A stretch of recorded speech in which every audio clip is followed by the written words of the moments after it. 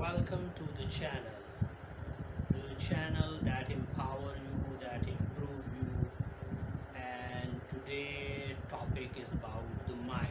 Is the whole body is the expression of the mind, and knowing about the mind is the key ingredient that either makes you, either breaks you.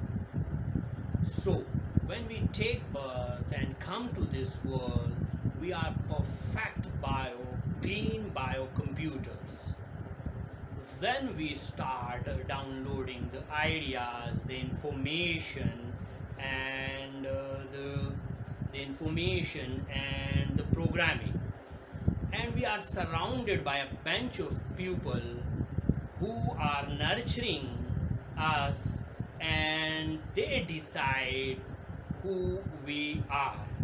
So the responsibility that come on the shoulder of the nurturing personals is that they avoid the child from two viruses, and that viruses suffer humanity in a lot of ways, in which one virus is the virus of not enough, mean that we give the perception to the pathways of their child that he is not pretty enough, he is not confident enough, he is not intelligent enough, and that remain in his pathways for his entire life.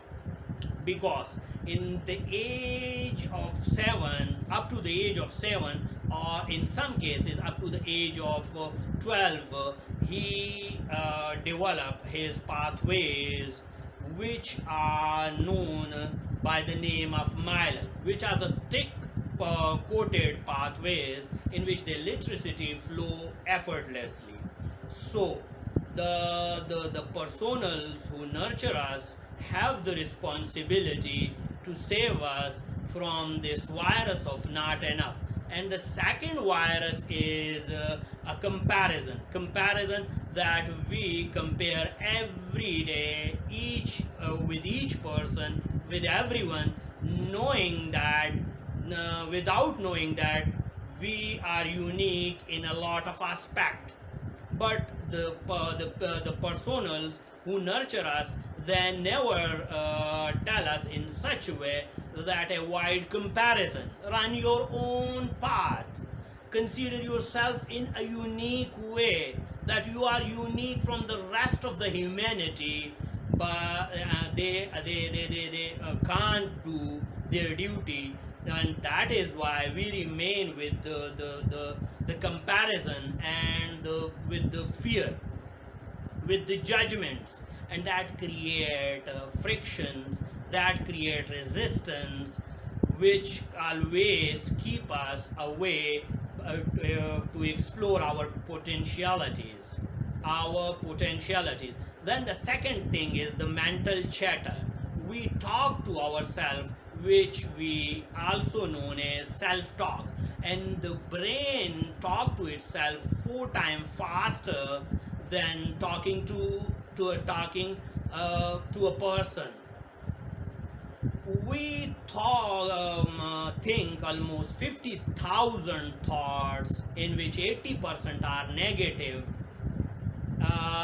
in which we have the ratio of 4 negatives and 1 positive, in which we are aware of almost 2,500 consciously, in which 2,000 are negative. Through these patterns, over a period of time, we learned a phenomena known as learn helplessness phenomena. So that phenomena and that ratio give us a disease of post-traumatic stress disorder. Post-traumatic stress disorder. In post-traumatic stress disorder, we have 4 negative thoughts and only 1 positive thought, and that is the reason we remain in fear.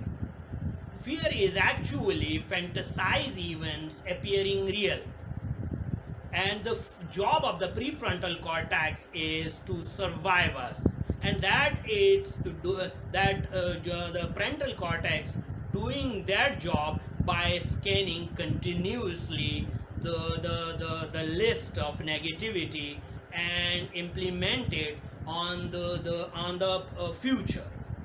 But here is the law of repeatlessness, that no two events, no two experiences occur in a repeated manner in in a similar way in each and every aspect.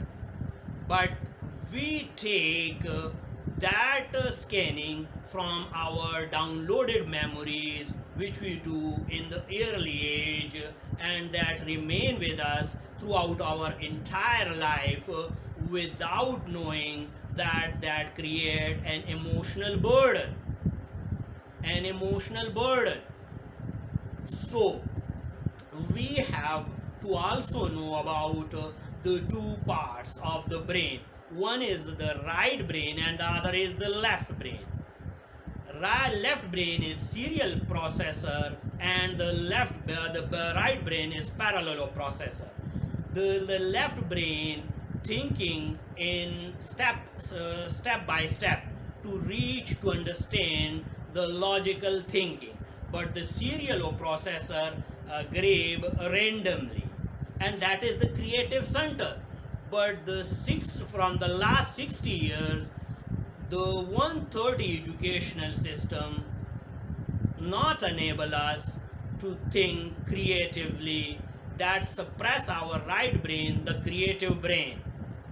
So the whole moral of the story is what to know precisely about the brain, so that we spend our lives in such a way that we empower ourselves, that we improve ourselves.